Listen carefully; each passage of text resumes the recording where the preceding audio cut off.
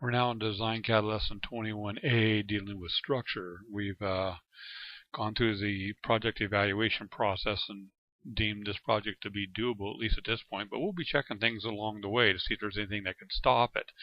In the meantime, we want to deal with some of the structural issues we're going to be dealing with throughout the project, and we want to get some of those structural issues out of the way right now.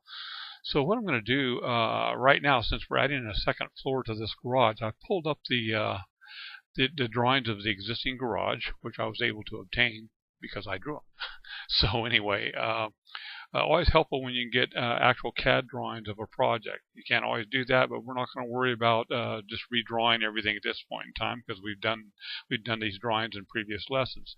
So one of the things I'm going to do is check a couple things. We have our heights layer 88, where we're showing our floor, header height, and ceiling height, and that is, I'm going to hit a V for vector and just check this real quick. It should be 8.0625. I'm looking up here in the X dimension here, and sure enough, it's 8.0625. That's 8 3/4 of an inch, and that's what we're going to use for upper floor. So what I'm going to do here real quickly is just click on this finish floor line and add to it both the header height and the ceiling height, and I'm going to hit N to duplicate and get over here and close to that and gravity move, and I'm going to go minus 13 inches. And I'm going to do that on all of them. The reason I'm saying 13 inches is because we've already checked the joists, and 11 7/8 inch BCI joists work for this. So we're going to additionally have 1 1/8 of floor sheeting on there. So that totals out at 13 inches. So I'm doing the same thing here. Click on it. Click near the header height and the ceiling height and hit N again, and I'm going over here and gravity move and hitting point relative, and I want 13 inches if I can type, and put that there. And now we're going to do the same thing on the other elevations. N, gravity move to the ceiling height and go 0 for that and 13 inches. And then last but not least, hit N to duplicate and go here. And on the Y dimension, I'm going minus 13 inches. Okay, so now we have additional heights lines for our upper floor. So one of the things I'm going to deal with initially here is headers for this existing window and this existing door. And the reason is we're going to be imposing new loads on these headers. And what I saw previously, when I look over here, let me go to the previous drawing, and we look at, so note 44 addresses the headers for both the door and the window. The window's a 4040. That means that its actual span will be 4'3" because it's sitting on 1.5 inch trimmer on each end. So that adds 3 inches total. So let me go over here to 44 and see what the note says. It's a 4x6 number 2 Douglas fir header above. So the question is, will those 4x6s work, or are we going to have to replace those headers? That's not the end of the world. It's not a huge deal, but it just takes more time and costs more money if we need to do that. So what I'm going to do here is I'm going to hit L for layers, and I'm going to close down the section because I don't really want to deal with that right now. And we'll just get this section information out of the way, because really all I want to look at is that elevation at this point in time. So I'm going up to layer 75, and I'm going to take those out, 75 and 77. Click OK. And now I'm going to roll around to that right elevation, and so I'm going to go over to here to working plane properties, click on that. I want the right elevation to be set as my active plane. Control W, and here we are. So I'm going to hit Z for zoom and go up here and see what layers all these notes are in. Call up the info box. It looks like they're in layer 52. So I'm going to hit L for layers, and we're just going to make layer 52 hide. Okay, there we go.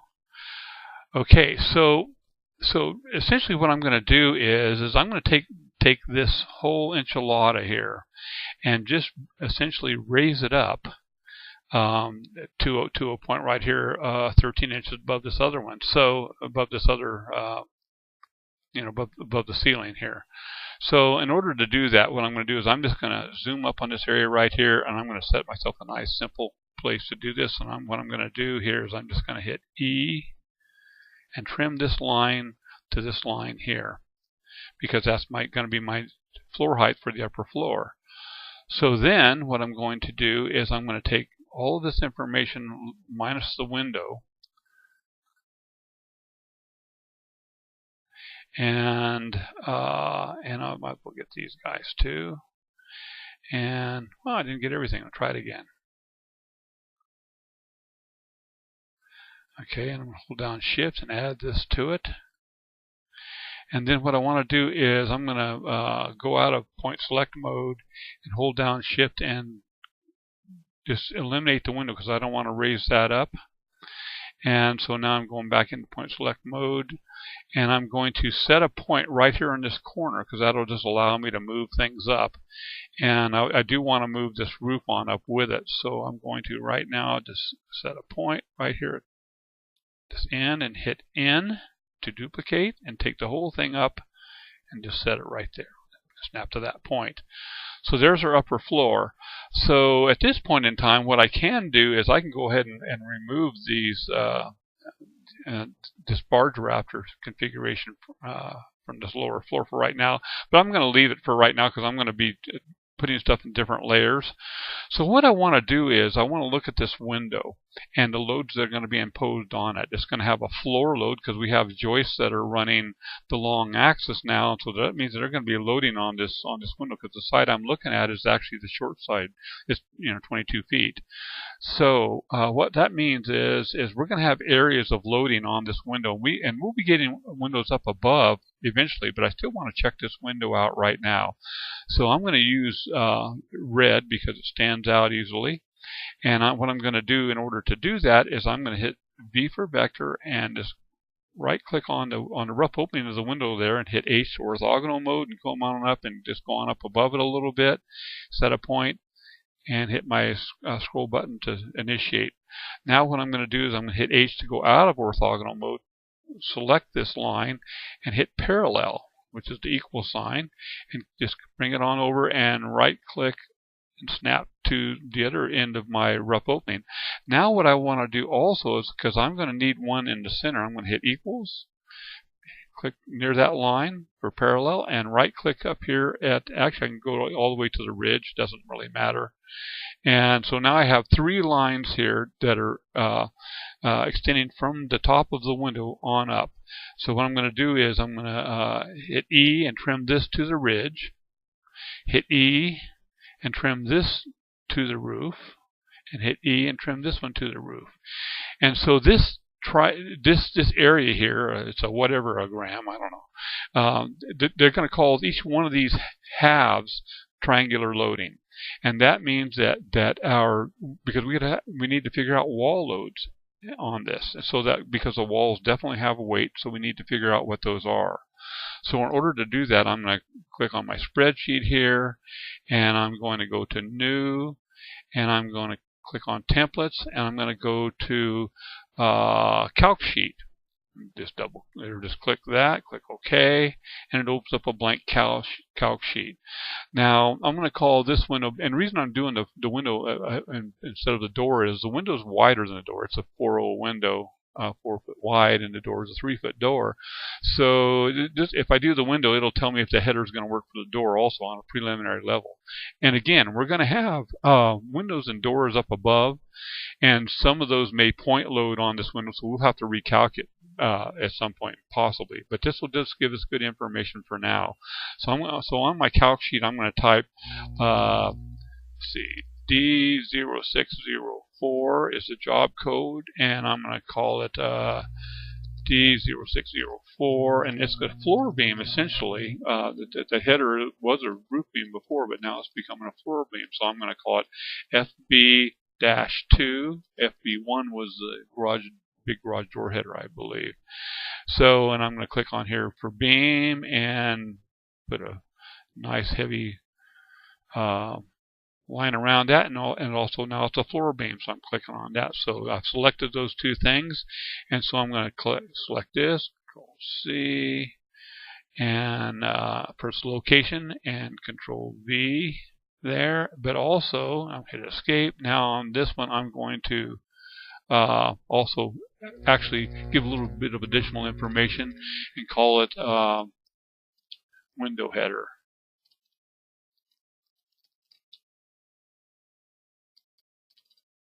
Okay, and so now we know that that window is a 4-foot window, and we know that we have a 1.5-inch trimmer, like I said, on each end of the header. So the header span is actually 4 foot. We're going to call that 4'3". So its length is 4.25. And span is just 4.25. So it has a single span, and bearing locations are 0 and then 4.25. Some of this stuff may seem kind of redundant, but it's just good to have this information here, because sometimes we need to look back at our calculations to understand why we did what we did. So this area here of loading deals with like roof loads and stuff. It's really pretty straightforward. So I'm just going to call that roof. That'll be our new roof, actually. Roof. And live will be, we'll call that 30 pounds per square foot. Dead will be 20, dead load. Load type will be PSF. Spacing will be on the inside. Let me take a look at this right now. We'll look at the PDF drawing. So here's our roof framing right here. I'm going to scroll out a little bit. Here's our roof framing plan. So this window is located right here. So what we have is a 2-foot barge overhang and a 1-foot halfway between the gable truss and the first truss back would be 1 foot, because these trusses are on 2-foot centers. So we have on the one side a 1-foot tributary load, and on the other side a 2-foot tributary load for the roof. So spacing is 1, and then 2, and the duration is 1/15 because of snow loads. Okay, so now, so we have all that. We're also going to need to take a look at our wall load, and that's, we dealt with roof loads before on that window, but now we have a substantial amount of wall above it. So that's what we're going to take a look at in this lesson right now. So we're going to just call this wall, and type is we're going to call this T for triangular. And it's going to start at 0. That's let me show you here how that's going to work on the Dcad drawing. It's going to start here at 0, and we're basically going to enter in 2 loads. One for this portion of it is on the left side of the ridge, and one for this portion that's on the right side. So this particular load is going from this end to the center. And since it's 1.5 inches and on this for the trimmer, and half the roof rough, the window rough opening is 2 foot. So let me go back to my spreadsheet here, my calc sheet, and actually I ought to go ahead and save this calc sheet. File, save as, and go to our correct folder. DO604, structural. Calcs, upper floor beams, and that's an upper floor beam, and and I'm going to call that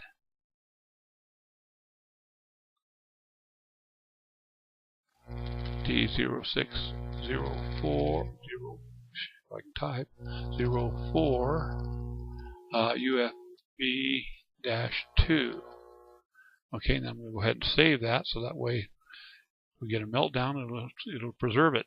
So we're beginning at 0, and this one's going to end at 2 foot 1.5, which is 2.125 feet.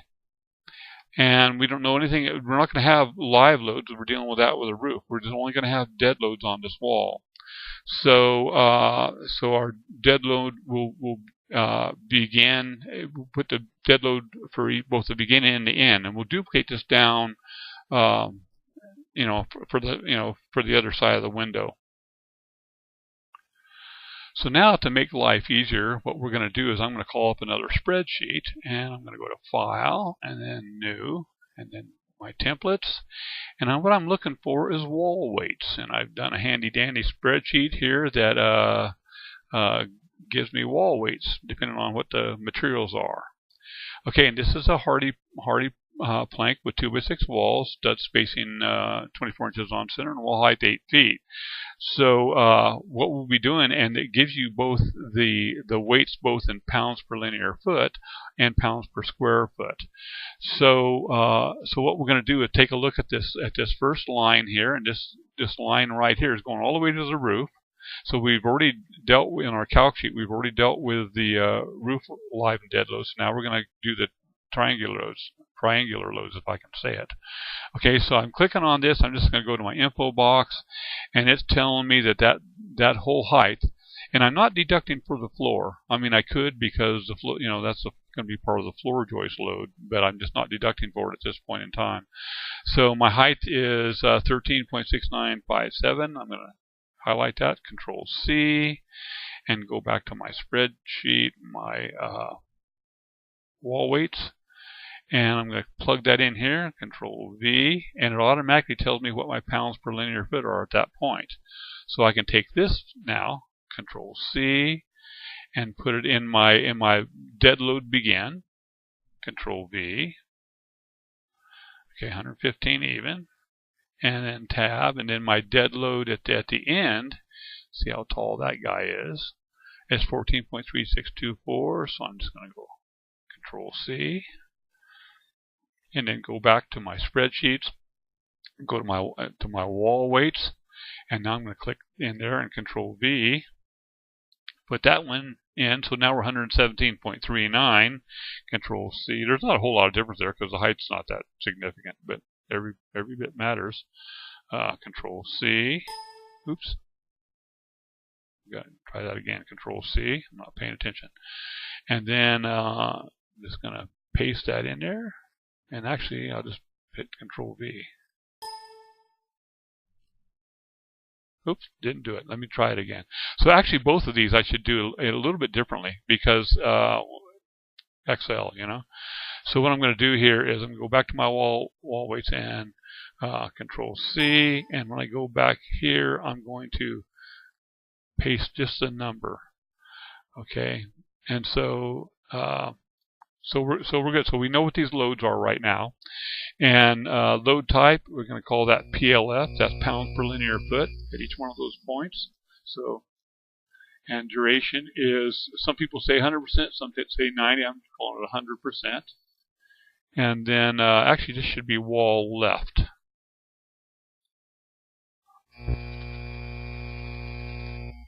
And this one will be wall right. Okay, and it also is a triangular load. Oops, wrong place, wrong cell. And it begins at 2.125 and ends at 4.25. And so the reality of it is, when we click on the drawing again, these two will be the same length. So I can just go into my spreadsheet here and cheat. So what I'm going to do is I'm going to take, now this is my left, or actually the center load here. I can copy that and put it right here. Oops.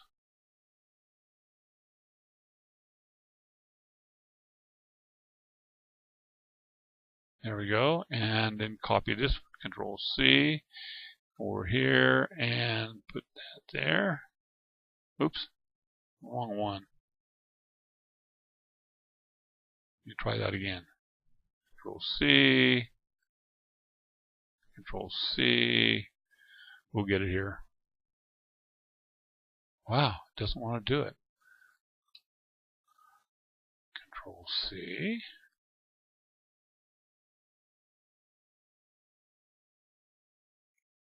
Okay, anyway, so now we're all squared away, and again, this is PLF, so F and 100. Now the only other load that we have to deal with right now, because we dealt with the roof loads up here, I'm going to go ahead and deal with the floor load. And that is going to be a uniform load. And that begins at 0 and ends at 4.25. Those floor loads are going to be going all the way through. And this will have live loads. So the live loads are, we're going to use 40 pounds per square foot. And our total joist span is 24 feet, so half of that would be 12.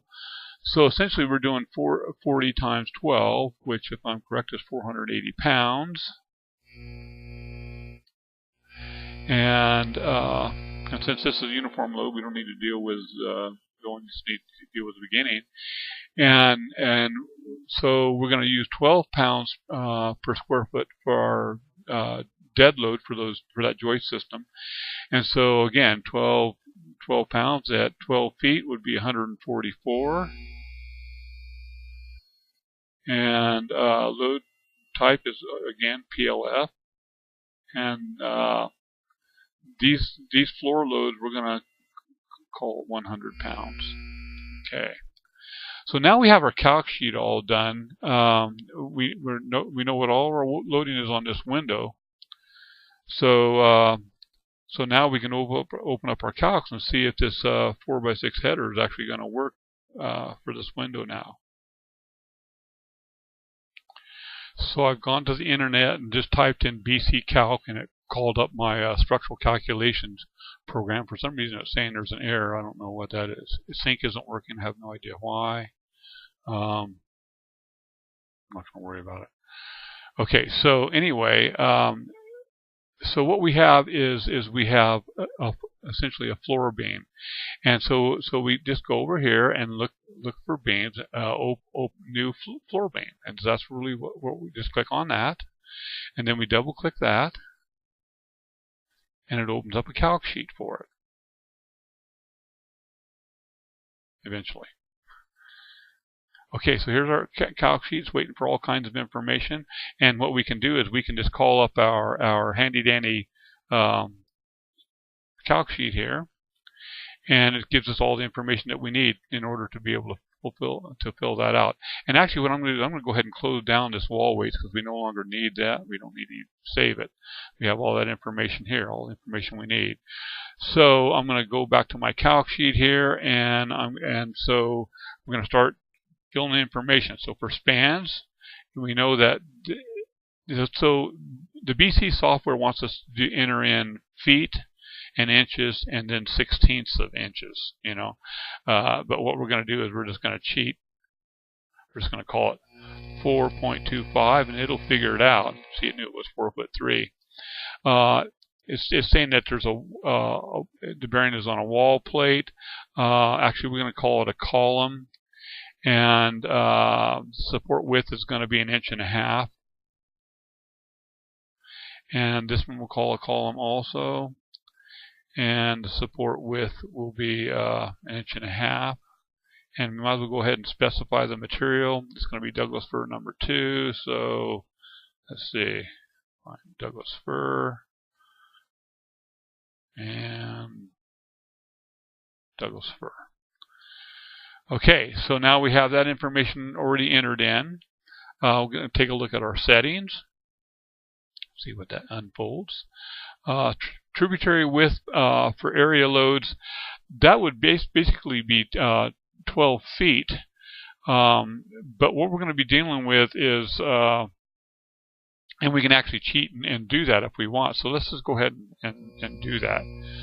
12. Service condition is dry. Usage, it's a floor beam. Hit tab. So live load deflection, we want that to be at least 480, and actually we'll go a little bit higher than that for something. Cantilever load, we're going to do that 480 also. Fixed total deflection. We're more concerned with the live load deflection. Total deflection, we'll leave those at 240. Maximum total deflection, we don't want that to be more than 1/2 inch. And Otherwise, you get all kinds of problems. So that's all of our settings that we need. Okay, so now we're going to look at loads, and that's where we're going to enter in stuff from our calc sheet. And so we're looking at loads, and you see there's a bunch of different kinds. There are over here at triangular or trapezoidal is really what the actual term, and we also have locations for uniform loads, like our roof load that we did before. So I'm going to take a quick look here at our calc sheets. And I'm going to close this one book. We don't need it there. So look at our calc sheets. And so we know we're at 30 pounds per square foot live load for the roof, 20 dead. And we have 1 foot on the inside and 2 feet on the outside. So basically that's 3 feet. So what we're going to do here is I'm going to click on a load here, and we're going to describe it as roof. And it's going to run the whole length from 0 to 4'3". And live load is going to be, actually we'll call it, it's a snow load. So we're going to click off of live and click on to snow. And since we're at 30 pounds per square foot and we have 3 feet, I think we can easily say that it's 90 pounds per linear foot. Okay, so I'm going to call that and hit 90. And then for the dead load, that's 20 pounds to 3 feet, so that's going to be 60 pounds per foot. Okay. Click on that. Let's just click here. Okay. So now click on here, and we see, and so these are the only two that are selected, 90 and 60, and so that's just going to take care of our roof load at this point in time. I didn't spell roof very well, so I'm going to try that again. Okay, and now we're going to save that load.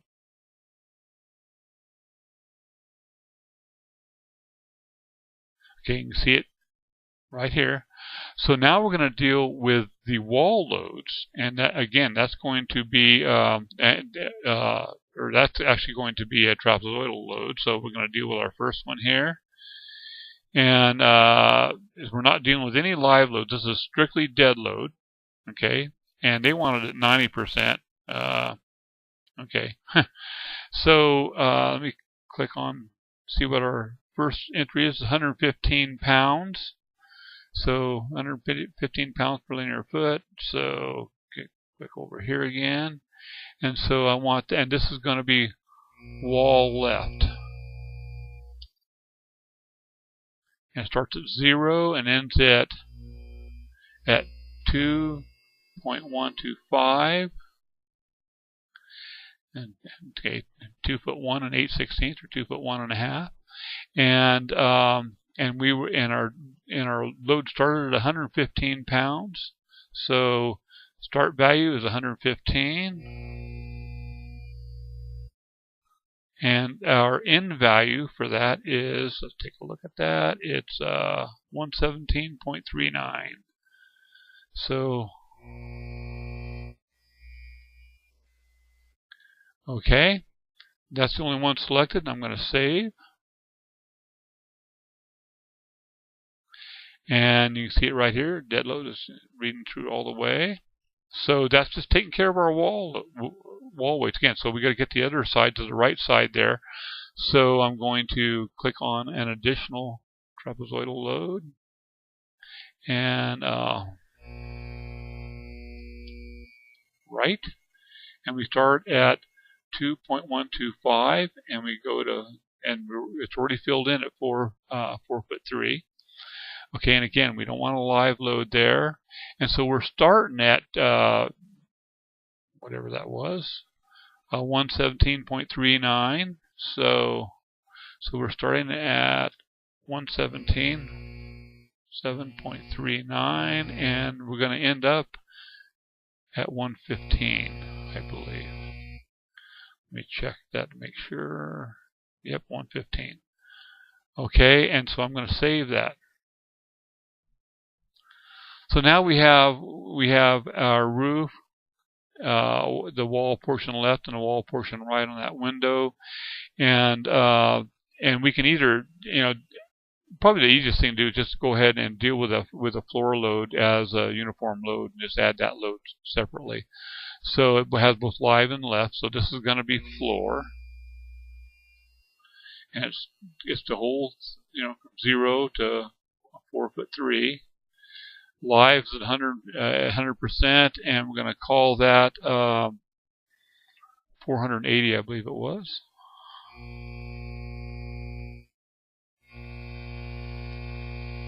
Dead is 144. I'm going to save that. So now we have all these loads already in, and we can plug in a product, and so we're clicking on products here, and we want to go on down till we get to something. Let's see, something in the Douglas fir area here. Douglas fir number 2. Okay, that's what we have.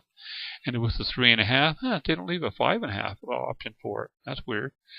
Basically it's a 4x6. So that'd be this guy right here. It's a single 4x6. So now we have that information entered in, and we can go up to here to analyze members, see if that works.